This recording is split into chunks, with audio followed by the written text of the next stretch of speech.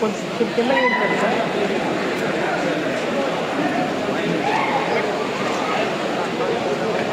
Sir ఇలా okay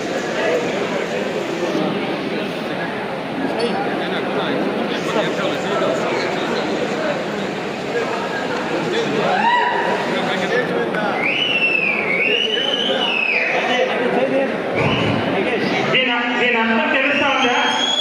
ఎన్ అమర్నాథ్ రెడ్డి అనే నేను విజయవాడలో ఎప్పుడెప్పుడంటానని ఎదుర్కొస్తున్న మన పెద్ద పంచాయతీ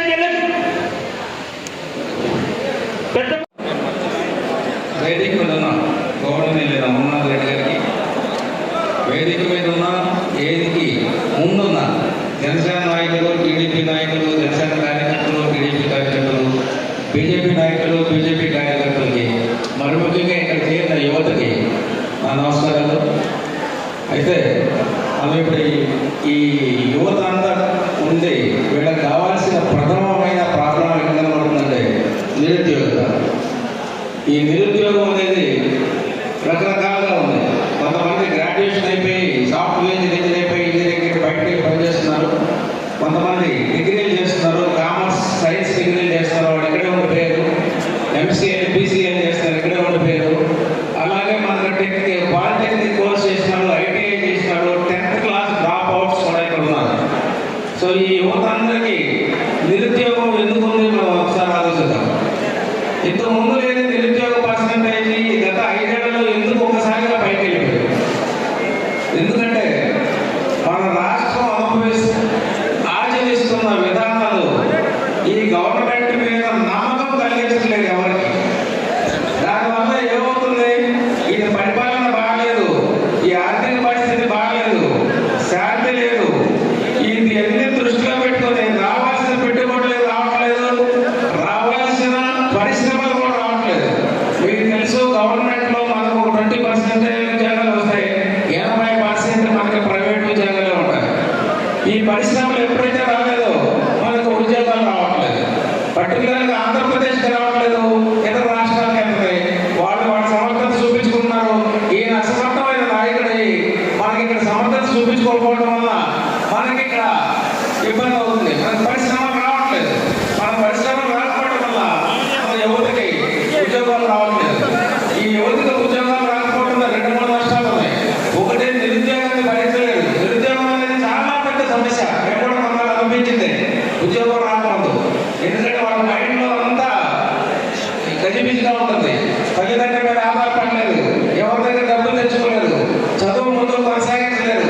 అందుకని ఐడియల్ మైండ్స్ అయిపోతే ఈ మైండ్స్ని ఈ ప్రభుత్వం మత్తు పానీయాలకి, గంజాయికి అలవాటు చేస్తున్నారు. సో ఇది కాదు మనకు కావాల్సిన సమాజం. మనకు కావాల్సిన సమాజం ఈ యువత సమర్థవంతంగా ఉండాలి. ఈ యువత దేశ భవిష్యత్తును నిర్ణయించాలి. ఈ యువత రాష్ట్ర భవిష్యత్తును నిర్ణయించాలి. ఈ యువత దేశాన్ని కాపాడుకోవాలి. ఇట్లాంటి యువత ఇక్కడ తప్పుదారి పట్టిస్తున్నారు కాబట్టి మనకి ఇక్కడ చాలా చాలా అశాంతకరమైన డిస్టర్బింగ్ పరిస్థితులు ఉన్నాయి. అయితే ఇప్పుడు మన విద్యార్థి ఆ అబ్బాయి ఒక చిన్న 2 ప్రశ్నలు అడిగాడు. ఒకటి, మనం రోజు అన్నీ మాట్లాడుకున్నాం, 3 విషయాలు ఈరోజు చిన్నగా మాట్లాడుతున్నాం. ఒకటి, నిరుద్యోగం. ఈ నిరుద్యోగం ఎట్లా అడ్రస్ చేస్తామంటే, మనం నిరుద్యోగం అడ్రస్ చేయాలంటే పరిశ్రమలు స్థాపించాలి. పరిశ్రమలు స్థాపించాలంటే పెద్ద పరిశ్రమలు వస్తే పెద్ద ఎంప్లాయ్మెంట్ రాదు. చిన్న చిన్న కుటీర పరిశ్రమలు వస్తే ఉద్యోగాలు పెరుగుతూ ఉంటాయి. కాబట్టి అట్లాంటి కుటీర పరిశ్రమలు మన విద్యార్థులే, మన బీటెక్ చదువుకున్న విద్యార్థులే ప్రారంభిస్తే వీళ్ళే 10 మందికి ఎంప్లాయ్మెంట్ ఇస్తారు. కొంచెం సమర్థత కలిగిన వాళ్ళు దాన్ని సాధిస్తే వీళ్ళే ఎంప్లాయ్మెంట్ ఇస్తారు. మనమంతా ఇక్కడ చూస్తున్నాం, అమర్నాథ్ రెడ్డి గారు ఇండస్ట్రియల్ మినిస్టర్ ఉన్నప్పుడు ఇంత పెద్ద ఆవరణ ఎలా చేశారు, కానీ అక్కడ కూడా ఇండస్ట్రీ కనపడుతుంది. కరెక్ట్గా మనం ఇది అభివృద్ధి చేసేటప్పుడు గవర్నమెంట్ పోయింది, ఈ గవర్నమెంట్ దీని గురించి మర్చిపోయింది. ఇట్లాంటి ల్యాండ్ ఉన్న చోట బ్రహ్మాండమైన పరిశ్రమలు పెట్టుకోవచ్చు. ఎట్లా పెట్టుకుంటామంటే, స్టేట్ గవర్నమెంట్లో మీకు డిస్ట్రిక్ట్ ఇండస్ట్రియల్ సెంటర్ ఉంటుంది. దానిలో నుంచి మనం పర్మిషన్లు తీసుకోవచ్చు, సబ్సిడీలు తెచ్చుకోవచ్చు, దాంతో స్థాపించవచ్చు. అలాగే సెంట్రల్ గవర్నమెంట్లో చాలా ఆత్మనిర్భర్ కింద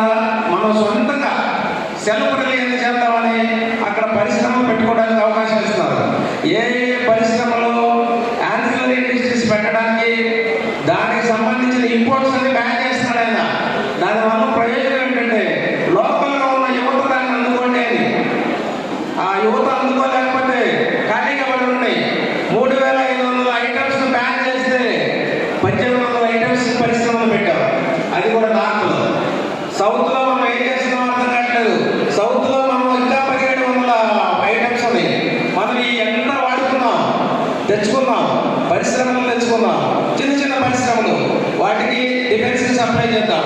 ఆటోమొబైల్ ఇండస్ట్రీస్ మనకు చాలా దగ్గర ఉన్నాయి, చెన్నైలో, బెంగళూరులో ఉన్నాయి. మీరు పెరపతులు వెళ్తే అన్ని ఇండస్ట్రీసే. మనం 120 కిలోమీటర్లు యువతలు ఉన్నాం. వాళ్ళు ఎలాగో 100 కిలోమీటర్ల లోపల ఇండస్ట్రీ పెట్టొద్దన్నారు. యువతలు వస్తే వాళ్ళ నుంచి పెట్టేవాళ్ళు మనమే ఇక్కడ చిన్న చిన్న ఇండస్ట్రీస్ పెట్టుకున్నాం, మనమే వాళ్ళకి పార్ట్స్ సప్లై చేద్దాం. యాన్యువల్ ఇండస్ట్రీస్ అన్నీ వచ్చేస్తాయి. అయితే ఇక్కడ ఒక సమస్య ఉంది. ఈ ఐటీఐ చేసిన వాళ్ళకి, తర్వాత పాలిటెక్నిక్ చేసిన వాళ్ళకి, డిగ్రీలు చేసిన వాళ్ళకి స్కిల్ డెవలప్మెంట్ అనేది అవసరం. ఇక్కడే లోకల్గా స్కిల్ డెవలప్మెంట్ సెంటర్ పెడితే, ఆల్రెడీ అమర్నాథ్ గారు మినిస్టర్గా ఉన్నప్పుడు అట్లాంటి ఇన్స్టిట్యూట్ ఇక్కడికి శాంక్షన్ చేస్తున్నా కానీ అది ముందుకెళ్ళలేదు. అట్లాంటి సెంటర్ని ఇప్పుడు కానీ మనం తెచ్చుకొని, ఇది చెన్నైకి బెంగళూరుకి దగ్గర ఉంది కాబట్టి పలమనేరు ప్రాంతంలో కానీ మనం స్కిల్ డెవలప్మెంట్ పెట్టుకుంటే మీ అందరికీ స్కిల్ డెవలప్ అవుతుంది. ఎంటర్ప్రెనర్షిప్లో ఉన్నారు, ఇండస్ట్రీ పెడతారు. ఎంటర్ప్రెనర్షిప్ లేని వాళ్ళు ఉద్యోగాలు చేస్తారు. మీరు ఎక్కడికి వెళ్ళే పెళ్ళదు, అందరికీ లోపలగా ఉద్యోగాలు అవుతాయి. దీనికి సంబంధించి నేను చిత్తూరులో ఒక ఆఫీస్ ఓపెన్ చేశాను. దానిలో హెల్ప్ డెస్క్ ఒకటి పెట్టబోతున్నాను. హెల్ప్ డెస్క్ ఏంటంటే, నేనున్నా ఢిల్లీలో ఉన్న ఎక్కడున్నా సరే నాకు ఒక మనిషి ఉంటాడు. మీరు ఇచ్చినవి అక్కడ నోట్ అవుతుంటాయి కంప్యూటర్లో. ఇక్కడ నుంచి మెయిల్ చేస్తే చాలు, దానిలో ఉంటాయి. దానికి మేము అడ్రస్ చేస్తాం, మీకు ఎట్లా హెల్ప్ చేస్తాం. ఎస్టాబ్లిష్మెంట్ ఆఫ్ ఇండస్ట్రీ ఎట్లా, చిన్న చిన్నవి ఇండస్ట్రీ అంటే మనం 100 కోట్ల కల్లా ₹1 2 కోట్లతో కూడా స్టార్ట్ చేసుకోవచ్చు. దానిలో సబ్సిడీ 50 నుంచి 60% వస్తుంది. అట్లాగే రెన్యూవబుల్ ఎనర్జీ మీద కాన్సన్ట్రేట్ చేయొచ్చు. ఇప్పుడు మన టార్గెట్ ఉన్నది 1 కోటి ఇళ్ళకి రెన్యూవబుల్ ఎనర్జీ అంటే సోలార్ పెట్టాలని సెంట్రల్ గవర్నమెంట్ టార్గెట్ పెట్టుకుంది. మన పలమనేరు, మన చిత్తూరు నియోజకవర్గంలో కనీసం ఒక 5 లక్షల ఇళ్ళు మనం టార్గెట్ చేసుకుని ఒక 5 మంది 10 మంది కానీ సోలార్ యూనిట్లు పెట్టడం స్టార్ట్ చేస్తే, ఈ 5 మంది 10 మంది దాన్ని చేస్తే వీళ్ళు ఒక్కొక్కరికి 5 మందికి ఉద్యోగాలు ఇవ్వగలుగుతారు. వీళ్ళకి కూడా ఉపాధి జరుగుతుంది. మీరు సిటీ కేబుల్ చూశారు కదా, అట్లాంటిదే ఇది కూడా. అన్ని యూనిట్లు పెట్టచ్చు. రూపంలో పెట్టించుకున్న వాళ్ళకేమో పవర్ అడ్వాంటేజ్ ఉంటుంది. ధర్మాల పవర్ మీద మనం ఆధారపడక్కర్లేదు. ధర్మాల పవర్ ఎప్పుడైతే హైడల్ ఎట్లాగో లేదు మనకి. ధర్మాల పవర్ అంటే ఎందుకంటే కోల్ యూటిలైజేషన్ తగ్గిపోతుంది. మనం కోల్ షార్టేజ్ ఆస్ట్రేలియా నుంచి ఇంకొక కంట్రీ నుంచి తెప్పించుకున్నాం, దాన్ని తగ్గించుకున్నాం. కాబట్టి యువత ఖచ్చితంగా వీటి మీద కాన్సన్ట్రేట్ చేయండి. మా హెల్ప్ డెస్క్ వాడుకోండి. స్కిల్ డెవలప్మెంట్ సెంటర్ని అమర్నాథ్ రెడ్డి గారితో మాట్లాడి, మేము ఖచ్చితంగా ఈ గెలుపు తర్వాత మేము ఎప్పుడు ఒక పక్కన ఉంటాము, ఒకే చోట ఉంటాము. అమర్నాథ్ రెడ్డి గారు ఏ సలహా ఇస్తే దాని ప్రకారం ఎక్కడెక్కడ పెట్టాలని మనం నిర్ణయించుకున్నాం. సో ఈ పరిశ్రమలకు సంబంధించి మీరు ఉత్సాహం చూపాలి, గవర్నమెంట్ ఉత్సాహం చూపాలి. గవర్నమెంట్ మీకు ఉద్యోగాలు అనుకోదు. గవర్నమెంట్ ఉద్యోగాలు ఇస్తే మీరు కాంపిటేటివ్ ఎగ్జామ్స్ సరిపోయారు. అది కాకనే ఇక్కడ దాకా వచ్చింది. కాబట్టి మీరు యువతతో చెప్పాలి, మీరు తల్లిదండ్రులకు ప్రయోజనం లేదని మీరు చూపించాలి. పైనుంచి ఏమి రాదు, దాన్ని మీరు అప్లికేషన్ పెట్టండి. ఆ అప్లికేషన్కి ఎట్లా మీకు రాదో మేము ఉంటాం. ఎవరెవరికి ఎలిజిబుల్ ఉన్నారో అందరికీ తీసుకొస్తాం. ఎలాగో ఇక్కడ స్థలాలు ఉన్నాయి, ఏ స్థలంలో పెట్టాలో కూడా చూపిస్తాం. దానికి కలిగిన సంపూర్ణమైన గైడెన్స్ ఇవ్వడానికి మేము సిద్ధంగా ఉన్నాం. అమర్నాథ్ రెడ్డి గారు ఎప్పుడైనా సరే ఇది పెడతామండి అంటే దానికి మేము సంపూర్ణంగా సిద్ధంగా ఉన్నాం. కాబట్టి మీరు బీ ప్రిపేర్డ్. మేము ఎలక్షన్ అయిపోయిన తర్వాత, మేము విన్ వెళ్ళిపోయిన తర్వాత మా నుంచి ఎంత బెనిఫిట్ తీసుకోవాలి, యువత కానీ తర్వాత స్టూడెంట్స్ కానీ ఎంత బెనిఫిట్ తీసుకోవాలనేది మీరు మీ శ్రమ మీద ఆధారపడి ఉంటుంది. ఎందుకంటే మీ సమస్యలు ఏంటో మాకు తెలియదు. 2-3 మేజర్గా చూడగలం, అంతేగాని మీరు ఎంత సఫర్ అవుతున్నారో తెలియదు. ఆ సఫరింగ్ మా దృష్టికి తెస్తే దీన్ని ఎట్లా పరిష్కరిస్తామని చెప్పి మేము చూస్తాం. అలాగే ఇక్కడ జూనియర్ కాలేజెస్లో గవర్నమెంట్ కాలేజీలు ఏమంటారు, ఇక్కడ కొన్ని కిలోమీటర్లకు ఒక కాలేజీ, కొన్ని కిలోమీటర్లకు కొన్ని విలేజెస్కి ఒక కాలేజీ ఉండాలని ఒక నియమం ఉంది. దాని ప్రకారం మీరు పోలీస్ స్టేషన్ చూస్తున్నారు కదా, ఒక కొన్ని విలేజెస్ కలిపి 10,000 మందికి ఒక పోలీస్ స్టేషన్ పెడతారు. అట్లాగే మనం కాలేజీలు పెట్టమని బాబు గారిని రిక్వెస్ట్ చేద్దాం. అమర్నాథ్ రెడ్డి గారు ఆ విషయం చూసుకుంటారు. కాలేజీలకి మినిస్ట్రీ ఆఫ్ ఎడ్యుకేషన్కి వెళ్ళిపోయి. అలాగే హయ్యర్ ఎడ్యుకేషన్ ఉంది మనకు సమస్య. హయ్యర్ ఎడ్యుకేషన్ అంటే ఇక్కడ యూనివర్సిటీస్ లేవు. స్టేట్ యూనివర్సిటీ ఉంటుంది, సెంట్రల్ యూనివర్సిటీ ఉంటుంది. స్టేట్ యూనివర్సిటీ మన governor, vice chancellor, ministry of education చూస్తుంది. ఈ మినిస్ట్రీ ఆఫ్ ఎడ్యుకేషన్ ప్రపోజ్ చేసి గవర్నర్ అప్రూవల్ ఇస్తే, సీఎం గారు అప్రూవల్ ఇస్తే మనకు మంచి స్టేట్ యూనివర్సిటీ వస్తుంది. అలాగే సెంట్రల్ యూనివర్సిటీ కూడా లేదు ఇక్కడ. సెంట్రల్ యూనివర్సిటీ ఉద్దేశం అంటే దేశం మొత్తం సమంగా అభివృద్ధి చేద్దాం. హైదరాబాద్లో ఉంది, నేను ఆ స్టూడెంట్ని. 81 81-83లో సెంట్రల్ యూనివర్సిటీ స్టూడెంట్. అక్కడ నుంచి ఒరిస్సాలో ఉంది, ఢిల్లీలో ఉంది, నార్త్లో ఉంది, చెన్నైలో ఉంది, కర్ణాటక గుల్బర్గాలో కూడా సెంట్రల్ యూనివర్సిటీ ఉంది. మరి మనకి ఎందుకు రాలేదా? ఆ డైరెక్షన్లో మనం ఏమైనా కృషి చేయలేదా? అయితే ముందు తెలియట్లేదు. ఇప్పుడైతే నేను ఖచ్చితంగా దాన్ని కృషి చేస్తాను. దీనికి ఛాన్సలర్, ప్రెసిడెంట్, వైస్ ఛాన్సలర్, గవర్నర్కి. సో వాళ్ళని పట్టుకొని అక్కడ మినిస్ట్రీ ఆఫ్ ఎడ్యుకేషన్ సెంట్రల్ గవర్నమెంట్లో కానీ మనం పర్సూ చేస్తే ఈ శాంక్షన్ ఈజీగా వస్తుంది, ఫండింగ్ వస్తుంది. మనం సైట్ ప్రొవైడ్ చేస్తే వాళ్ళు ఎవరు కొనుక్కుంటారు? సైట్ కూడా యూనివర్సిటీ కొనుక్కుంటుంది. మినిస్ట్రీ ఆఫ్ హ్యూమన్ రిసోర్సెస్ ఏదో ఉంటుంది మనకి, వాళ్ళు చూస్తారు ఇవన్నీ. దానికి మనం అప్రోచ్ అయ్యి కూడా తెచ్చుకున్నాం. అయితే ఇంకొక పెద్ద విషయం మనం మెచ్చిపోతుంది ఏంటంటే, మనం అందరం పిల్లలవి, మనం అందరం పెరుగుతున్నాం. మన తల్లిదండ్రులు కష్టపడిన విధానాన్ని మనం వెనక్కి చేసి చూడాలి. ఎంత కష్టపడితే మనం ఇక్కడ దాకా వచ్చాము. వాళ్ళు ఎందుకు సఫర్? వాళ్ళ సమస్య ఏంటి? ఇక్కడ వీళ్ళ సమస్య ఏంటంటే వాటర్. తాగే వాటర్కి ఇబ్బంది పడుతున్నారు, పంటలకు ఇబ్బంది పడుతున్నారు, కెనాల్స్ లాగా ఇబ్బంది పడుతున్నారు. దీనికి పెద్ద సమస్య ఏంటంటే, మీరు చూసే ఉంటారు పోలవరం ప్రాజెక్ట్. చంద్రబాబు నాయుడు గారు దూరదృష్టితో పోలవరం ప్రాజెక్ట్ని తొందరగా కంప్లీట్ చేయాలని చెప్పి 72% కంప్లీట్ చేస్తే 28% కంప్లీట్ చేయాలని ఈ గవర్నమెంట్ తప్పుడు కాంట్రాక్ట్లు వేసి దాన్ని అట్లా ఆపేసింది. దీని పర్యవసానం ఏంటో తెలుసా? చంద్రబాబు నాయుడు గారు పోలవరం ప్రాజెక్టు చేయడానికి ఒక్క గోదావరిలో ఉండే ప్రయోజనం కాదండి, ఆ వాటర్ని రాయలసీమ తీసుకురావాలనుకుంటున్నాడు. మీకు తెలిసే ఉంటుంది కెనాల్ సిస్టమ్. అక్కడ నుంచి రివర్స్ అనుసంధానం అంటారు. దాని నుంచి కృష్ణాకి శ్రీశైలం దగ్గర ఇంటర్ కనెక్షన్ ఆఫ్ రివర్ అనుసంధానం చేసి శ్రీశైలంలో నుంచి గంగాకి, అలాగే మన హండ్రీదేవాకి లిఫ్ట్ ఇరిగేషన్ తీసుకుందామనే ప్లాను, అంత తొందరపడ్డ ప్లాను చతికిల పడిపోయి వచ్చింది. దీనివల్ల ఎవరు సఫర్ అవుతారు? మనం అందరం, మన తల్లిదండ్రులు, మన వ్యవసాయదారులు. మనకు సంబంధించిన ఏది రావట్లేదు. మనం అనుకుంటున్నాం ఇప్పుడు ఏదో గ్రౌండ్ వాటర్తో పనిచేసుకుంటామని. గ్రౌండ్ వాటర్ డిప్లీట్ అయిపోతుంది, అంటే తగ్గిపోతుంటుంది. రోజు రోజుకి 100 అడుగులు, 500, 1000 అడుగులు కలిగింది. దీన్ని డిప్లీట్ కాకుండా చేయాలంటే మనకి వాటర్ రావాలి. వర్షాకాలం వచ్చిన వాటర్ని మడిచి పట్టుకొని ఎక్కడ వీలైతే అక్కడ కుంటలు తీసుకోవాలి. ఆ నీళ్లు పెట్టుకుంటే గ్రౌండ్ వాటర్ పెరుగుతుంటుంది. గోదావరిలో మనం ప్రతి వర్షాకాలం కొన్ని 100 TMCలు వాటర్ వేస్ట్ అయిపోతుంది. 100 వరద వస్తుంది, వేస్ట్ అయిపోతుంది. అదే పోలవరం కంప్లీట్ చేస్తే ఆ వాటర్ అంతా మనం కృష్ణాకి తీసుకుంటాం. కృష్ణా ఎప్పుడు సఫిషియెంట్గా రాదు, ఎందుకంటే ఆలమట్టిలో వాటర్ తినేస్తున్నారు. ఆలమట్టి అడుగులు పెంచారు, వాళ్ళు చక్కగా కెనాలు తీసుకున్నారు. వచ్చిన వాటర్ నుంచి కెనాలు పెట్టుకుంటారు, వచ్చిన వాటర్ వచ్చినట్టు చెరువుల్లో పెట్టుకుంటారు. మిగిలిన వాటర్ మనకు గద్వాలు వదులుతారు. దాని నుంచి వచ్చింది శ్రీశైలం వస్తుంది, మనకు సరిపోవట్లేదు. దాని నుంచి మళ్ళీ నాగార్జున సాగర్ రావాలి. Nagarjuna Sagar right canal, Nagarjuna Sagar left canal, Krishna Buckingham canal, Prakasam బ్యారేజీ, ఇవన్నీ ఆవిడ వరకు ఆధారపడదు. ఈ ప్రాంతాలను అర్థం చేయడానికి చంద్రబాబు నాయుడు గారు దూరదృష్టితో రివర్స్ అనుసంధానం చేద్దామని ప్లాన్ పెట్టారు. ఆ ప్లాన్ ఈయన కొంగలో దొక్కాడు. సో ఇట్లాంటి ఓల్డ్ సమస్యలు ఉన్నాయి. ఈ యువతకు సంబంధించి ఏదైనా ఉంటే మా కాల్ సెంటర్ లేదా మా డెస్క్ దగ్గరికి మీరు అప్రూవ్ ఇచ్చి ముందు దాన్ని ఇన్స్టిట్యూషనలైజ్ చేస్తాం. అలాగే అమర్నాథ్ రెడ్డి గారికి కలిగి స్కిల్ డెవలప్మెంట్ సెంటర్ని చాలా సీరియస్గా పర్సూ చేస్తాం. పరిశ్రమలు ఎస్టాబ్లిష్ చేయడానికి కృషి చేస్తాం. సో ఇవన్నీ దృష్టిలో పెట్టుకొని, ఇవన్నీ సీరియస్ ప్రాబ్లమ్స్. మీ లైఫ్ ఇప్పుడు ఆలోచించినంత ఈజీ కాదు. మేము కూడా ఆ వయసులో అట్లాగే ఉన్నాం. మీరు సీరియస్గా తీసుకుంటేనే 23 to 30 వయసు ఉన్నది చాలా చాలా ఇంపార్టెంట్. మీరు గమనిస్తూ ఉంటారు, సివిల్ సర్వీస్లో లిమిట్ 30 years, 28 years అని. ఎందుకో తెలుసా? అక్కడ ఉన్నంత ఎనర్జీ మిగతా వయసు వచ్చేటప్పటికి ఎనర్జీ తగ్గిపోతుంటుంది. మీరు వచ్చిన కలెక్టర్లు, ఎస్పీలు అంతా 26 ఏళ్ళు, 27 ఏళ్ళు ఉంటాడు. ఎందుకో తెలుసా? ఆ వయసులో వాళ్ళకు ఉన్న ఎనర్జీ చాలా గొప్పది. ఆ వయసులో వాళ్ళు తీసుకున్న నిర్ణయాలు ప్రజలకు పనికొస్తాయి.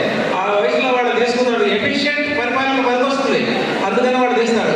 అలాగే మనందరూ యువకులు ఈ వయసులో ఉన్న వాళ్ళు చాలా చాలా చాలా ఎనర్జీ ఉంటుంది. ఆ మైండ్ బాగా పనిచేస్తుంది. ఆ వయసుని పాడు చేసుకోవద్దండి, ఏదో ఒకటి ఎంటర్ప్రినర్ చేసుకోండి. అలాగే 30 to 35 ఉద్యోగాలు తెచ్చుకోవడం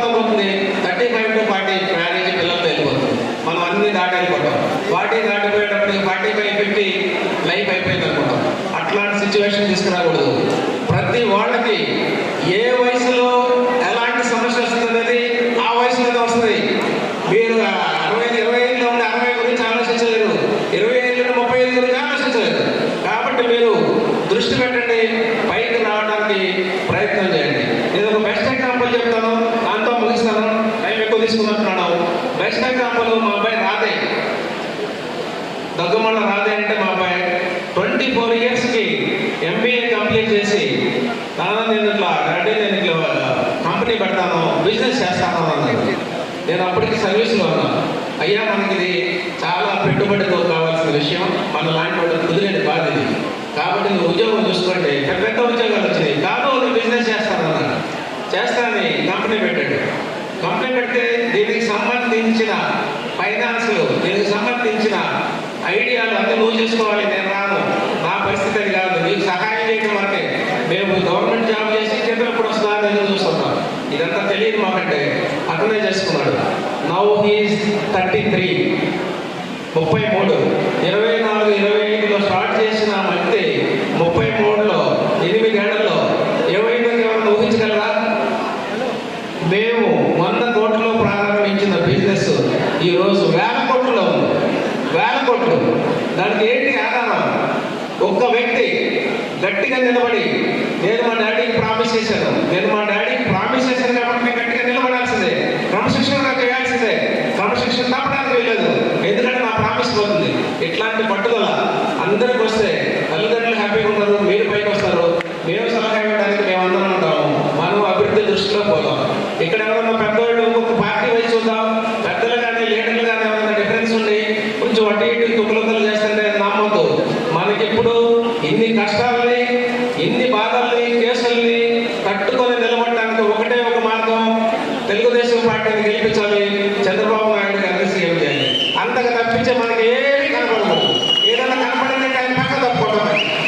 ఎవరన్నా సరే నన్ను ఆగలేదు, నాకు ఇన్విటేషన్ ఇవ్వలేదు, నేను రాలేకపోయాను, ఈ గుండె సాగలు చెప్పేవాడిని దయచేసి మాకు ఒక మంచిది, చంద్రబాబు నాయుడు గారు ఎంత వస్తారనే సీరియస్నెస్ మేము తీసుకునండి, ఆ తర్వాత సీరియస్నెస్ మేము అప్లై చేస్తాం.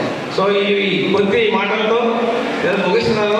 మీరందరూ ఇది పాటిస్తారని, ఈ యువత ఉత్సాహంగా ముందుకు వస్తారని, అట్లీస్ట్ నేను గెలిచి ఇక్కడ ఉంటే 5 ఏళ్లలో ఎంతమంది యువత నేను తీసుకురాగలని గర్వంగా 5 ఏళ్ల తర్వాత చెప్పుకుంటామని ఉద్దేశంతో ముగిస్తున్నాను. ఒకసారి ధన్యవాదాలు. అలాగే పెద్దపల్లి మండలంలో యువత ఆత్మీయ సమావేశానికి అధ్యక్షత వహించినటువంటి మండల 3 పార్టీల యువత అధ్యక్ష కార్యవర్గానికి, ఈరోజు ఈ కార్యక్రమానికి ముఖ్య అతిథులుగా వచ్చేసిన చిత్తూరు పార్లమెంట్ ఉమ్మడి అభ్యర్థిగా దగ్గుమల్ల ప్రసాదరావు గారికి, ఈరోజు ఈ కార్యక్రమంలో భాగస్వాములైనటువంటి సోదరులందరికీ కూడా నా హృదయపూర్వక నమస్కారం, పత్రికా వాళ్ళకి నమస్కారం. ఈరోజు ఈ కార్యక్రమంలో మిమ్మల్ని చూస్తూ ఉంటే నన్ను నేను 40 సంవత్సరాల క్రితం చూసినట్టుంది. 40 సంవత్సరాలకు ముందు నేను కూడా ఇదే మండలంలో యువత అధ్యక్షుడిగా, గ్రామ పంచాయతీ సర్పంచ్గా అక్కడే కూర్చున్నటువంటి సందర్భాలు ఒకసారి గుర్తు చేసుకుంటున్నా. ఆ రోజు నుంచి కూడా అంచెలంచెలుగా ఈరోజు తెలుగుదేశం పార్టీ రాష్ట్ర స్థాయిలో ఒక మంచి అవకాశాన్ని ఈరోజు నాకు కల్పించింది.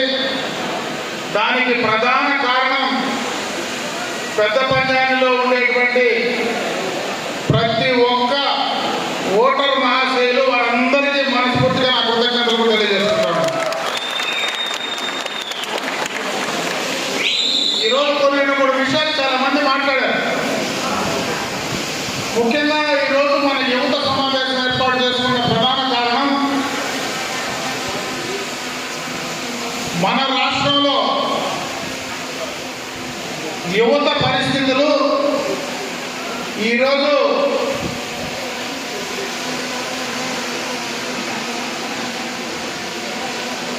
యువత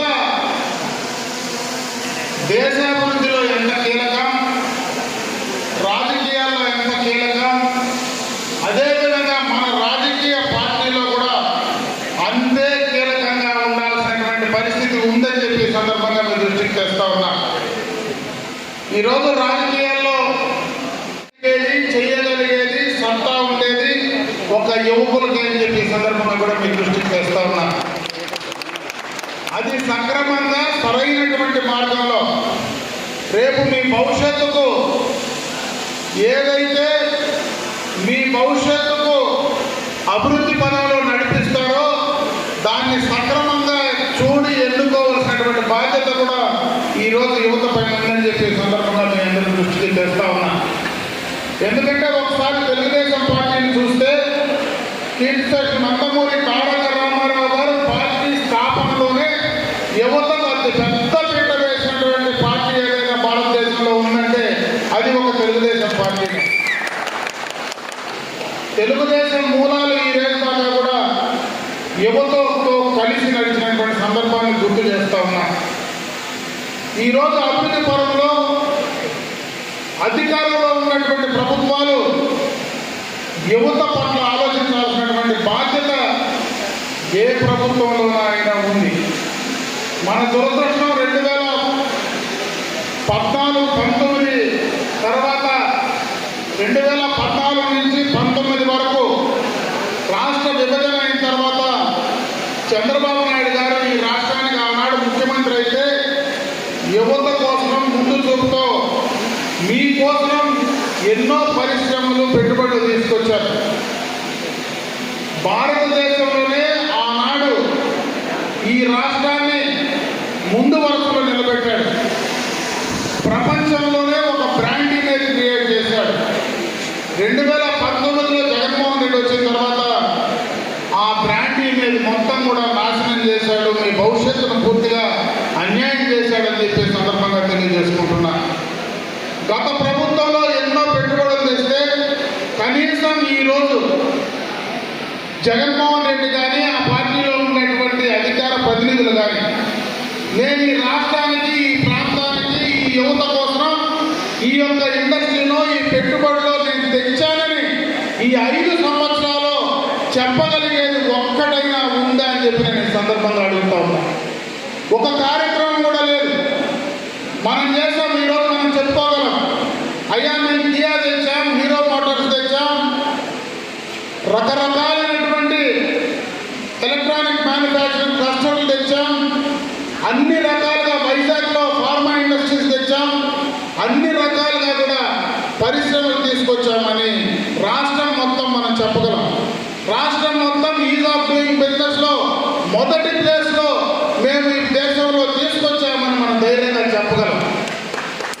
ఈ నియోజకవర్గంలో మనం ఇక్కడ నిలబడి ఈ ప్రాంతాన్ని అభివృద్ధి చేసింది మేమే అని చెప్పి ధైర్యంగా చెప్పగలం. ఈ నియోజకవర్గంలో ఆటో నగర్ లాంటి ఒక ఎంఎస్ఎంఈ వృద్ధికి సంబంధించినటువంటి కార్యక్రమాలు మేము తెచ్చామని చెప్పి ధైర్యంగా చెప్పగలం. నేను అడుగుతా ఉన్న వైఎస్ఆర్ కాంగ్రెస్ పార్టీ నాయకుల్ని, ప్రజాప్రతినిధులు, మీరేం చెప్పగలరు ఈ నియోజకవర్గంలో, ఈ జిల్లాలో, రాష్ట్రంలో? ఒకటైతే చెప్పగలరు, జిల్లాలో అమర్ రాజా ఇండస్ట్రీస్ దాదాపు 30,000 మందికి ఉపాధి అవకాశాలు కల్పిస్తూ ఉంటే దాన్ని బెదిరించి భయపెట్టి 9,000 కోట్ల రూపాయల పెట్టుబడులు తెలంగాణకు నేను పంపించాలని చెప్పి చెప్పుకోగలరని చెప్పి సందర్భంగా తెలియజేసుకుంటున్నాను. ఈ నియోజకవర్గంలో నేను కూడా చేశా, నువ్వు ఆ పక్క ఇండస్ట్రీస్ చేస్తే ఆ పక్కనే ఇసుక తోలుగా నేను పెద్ద పెద్ద గుట్టలు వేసినా పగులంతా బెంగళూరు తోలుకుంటానని చెప్పుకునే తప్పించి నువ్వేమైనా చెప్పగలవా ఈ ప్రాంతానికి అడుగుతా ఉన్నా. ఇంకా యువత కోసం ఫలాన్ని నేను చేశానని ఏం చెప్పగలదు ఈ ప్రభుత్వంలో అడుగుతా ఉన్నా. అందుకే ఆలోచించుకోమంటా ఉన్నా. జగన్మోహన్ రెడ్డి గారు గత ప్రభుత్వంలో చెప్పాడు, చంద్రబాబు నాయుడు గారు రాష్ట్రానికి రాజధాని అమరావతిని చేస్తానంటే 30,000 ఎకరాలు చాలు, ఇంకా ఎక్కువ కావాలా, రాష్ట్రానికి నడిబొడ్డులో ఉంది, ఇదే రాజధాని ఉండాలని చెప్పాడు. అధికారంలోకి వస్తానే నాకు 1 కాదు నేను 3 కట్టాలా, నేను 3 కడతానని చెప్పాడు.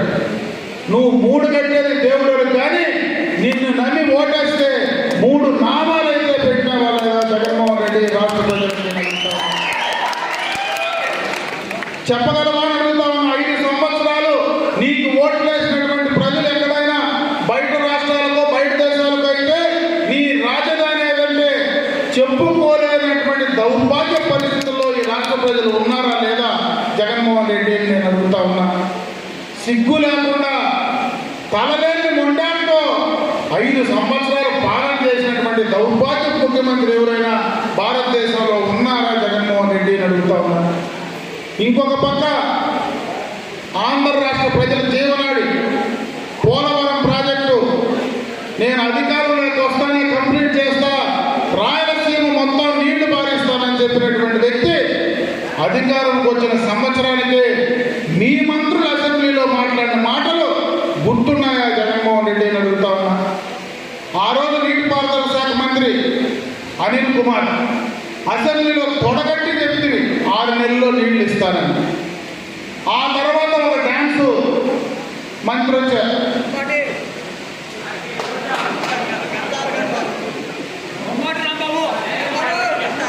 అంబటి రాంబాబు, డ్యాన్స్ రాంబాబు. రాంబాబు ఈ రోజు దాకా సంబరాల రాంబాబు ఏం తెచ్చినావు రాంబాబు అని అడుగుతారు. అంటే 70% పనులు పూర్తి చేసి నీకు ఇస్తే ఈ 5 సంవత్సరాల్లో ఒక్క అడుగు కూడా ముందుకు వేయకుండా కోల్డ్ స్టోరేజ్లో పడేసేవా లేదా జగన్మోహన్ రెడ్డిని అడుగుతా ఉన్నా.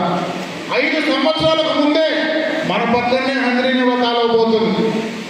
ఆనాడు చంద్రబాబు నాయుడు గారు ముఖ్యమంత్రిగా ఇక్కడనే నీళ్లు పారించిన సందర్భాన్ని ఒకసారి గుర్తు చేస్తా ఉన్నా. 5 సంవత్సరాలు 4.5 సంవత్సరం అయిపోతే కుంభకర్ణుని మాదిరి 6 నెలలు నిద్రపోయి 6 నెలలు వేస్తే నువ్వు 4.5 సంవత్సరం నిద్రపోయి ఆఖరిలో నిద్రలేసి నేను కుప్పానికి నీళ్లు ఇస్తానని చెప్పి ఒక రోజు నీళ్లు ఇచ్చి ఆ రోజు నీళ్లు కనపడలా, ఆడుండేటువంటి గేట్లు కనపడకుండా చేస్తూ జగన్మోహన్ రెడ్డి సిగ్గన్నా లేదా చెప్పుకోవడానికి అడుగుతా ఉన్నా. ఏం చేస్తావు? ఒక పక్క సాగునీరు లేదు, ఒక పక్క త్రాగునీరు లేదు, ఒక పక్క పరిశ్రమలు లేవు, ఒక పక్క పెట్టుబడులు లేవు. ఈ రాష్ట్రానికి నువ్వు ఏం చేస్తున్నావు జగన్మోహన్ రెడ్డి అని అడుగుతా ఉన్నా. ఎన్నికలకు ముందు చెప్తే నేను అధికారంలోకి వస్తే రేట్లన్నీ తగ్గించేస్తానని చెప్పి చేతులు అదిమి మాట్లాడినావు. ఏం రేట్లు తగ్గించినావు జగన్మోహన్ రెడ్డి? ఈరోజు సిద్ధం సభల్లో అడుగుతా ఉన్నారు, అంతా సిద్ధమైన నేను చేసింటే నాకు ఓటేయండి, నేను మాట తప్పను మడమ తిప్పను, మాట తప్పని ఓటైతే నాకు ఓటేయండి అని అడుగుతా ఉన్నాం. మద్య నిషేధం చెప్పి మాట తప్పలేదు జగన్మోహన్ రెడ్డి, నీకు ఓటేయాలన్నా? రాజధాని పైన మాటలు తప్పలేదా, నీకు ఓటేయాలన్నా?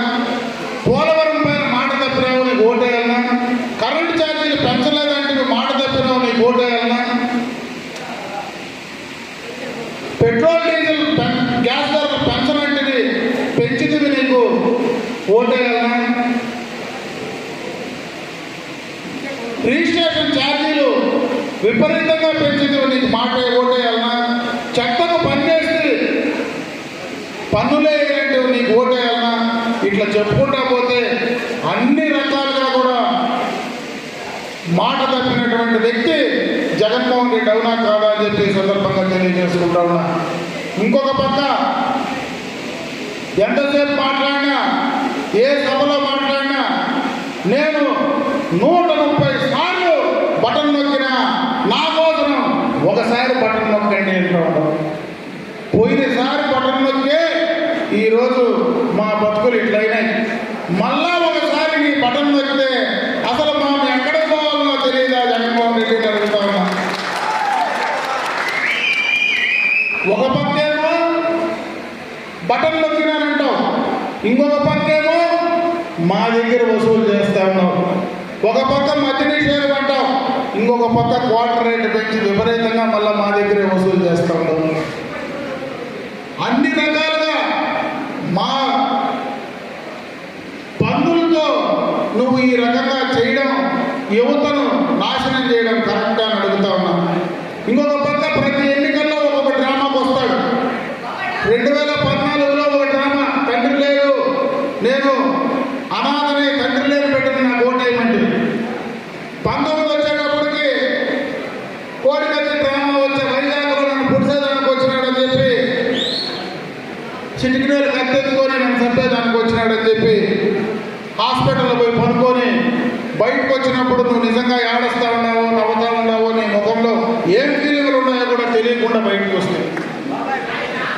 ఇంకొక పక్క మీ చిన్నాన్న చనిపోతే ఆ హత్య చంద్రబాబు నాయుడు చేసినాడు, నారాసుర రక్త చరిత్ర అని చెప్పి పుస్తకాలు ప్రింట్ చేసి ప్రజలు లేకపోయి తెలుగుదేశం పార్టీ పైన దుమ్మేస్తే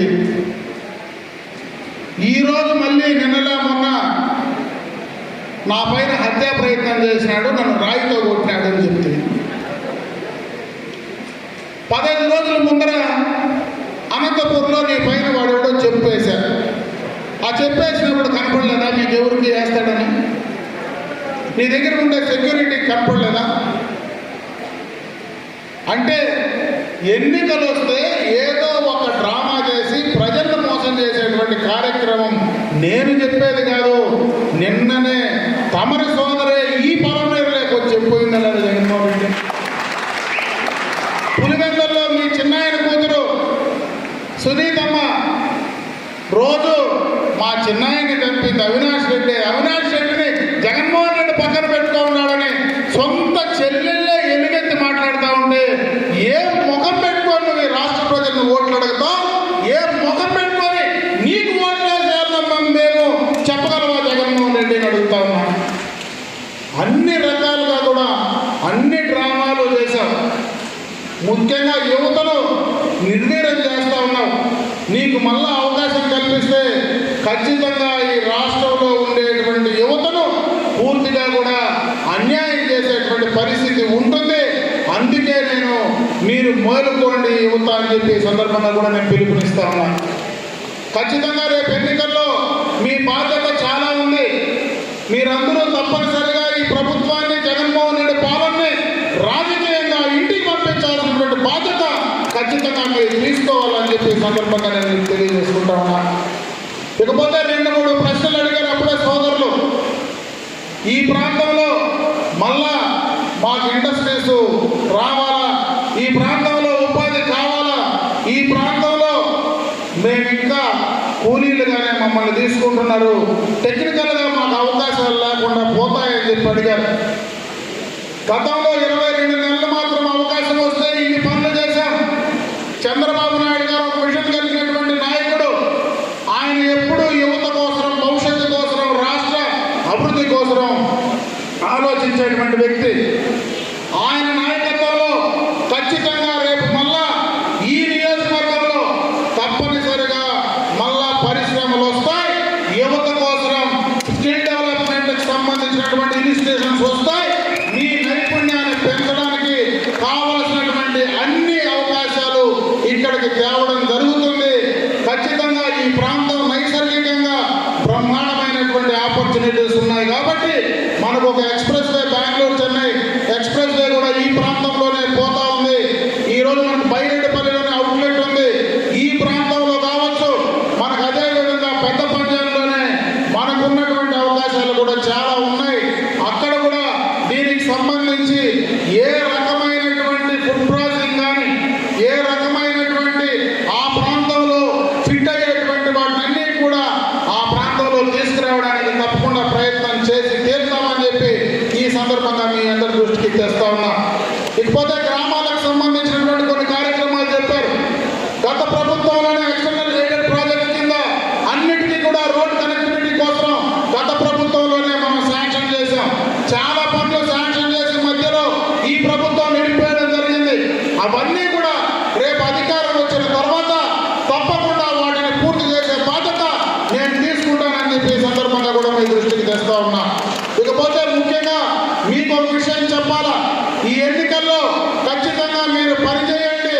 రేపు రాజకీయ పరంగా మీకు సొంతంగా వ్యక్తిగతంగా కానీ మీకు కావలసినటువంటి అవకాశాలు ఎప్పుడు అవసరం వచ్చినా మీకు అందుబాటులో ఉండి పనిచేయడానికి ఇటు శాసనసభ్యుడైన తర్వాత నేను, పార్లమెంటు సభ్యుడైన తర్వాత ప్రసాదరావు గారు ఇద్దరు కూడా మేము పనిచేస్తామని చెప్పి ఈ సందర్భంగా మీ దృష్టికి తెస్తా ఉన్నా. ఈ సమయం చాలా కీలకం. తప్పనిసరిగా మీరు బయట పనుల్లో ఉన్నా, ఇక్కడ ఉన్న ఒక వారం 10 రోజుల పాటు మీరు మీ బూతుల్లో మీరు పనిచేయండి. మీరు మీ కుటుంబాల్లో చెప్తే వాళ్ళు కూడా మీ మాటలు వినగలరు. ఈరోజు ప్రభావితం చేసేటువంటి శక్తి ముఖ్యంగా యువతకే ఉంది కాబట్టి మీ కుటుంబాల్లో, మీ చుట్టుపక్కల ఉండేటువంటి కుటుంబాల్లో